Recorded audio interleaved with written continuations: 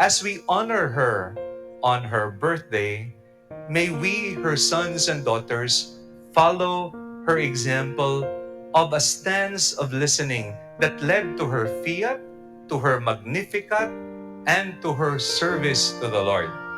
When we do this, our most beautiful birthday gift kang Mama Mary is to follow her style of being open to God.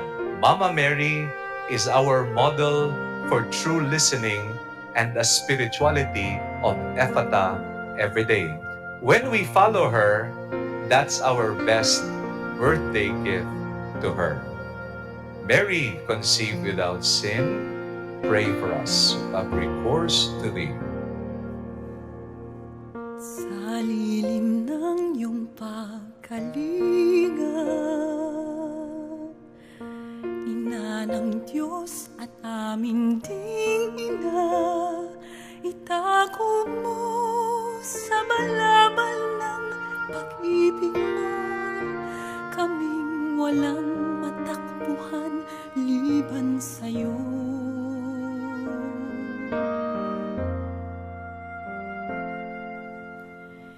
Hindi man lang sumagi sa aming gunita na sino mang nanikluhod sa'yo, Ina, ay di mo sinagip o di mo dininig sa tuwing dumarating at lumuluha.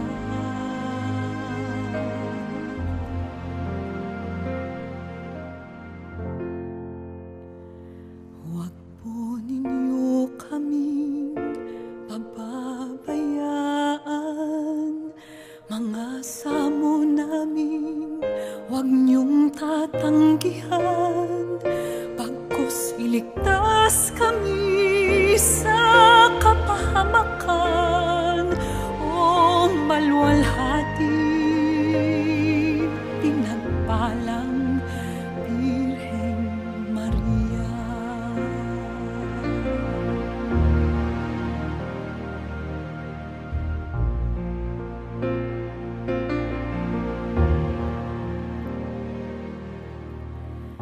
Hindi man lang sumagi sa aming gunita na sino mang nanikluhod sa'yo, Ina, ay di mo sinagip o di mo dininig sa tuwing dumaraing at lumuluha.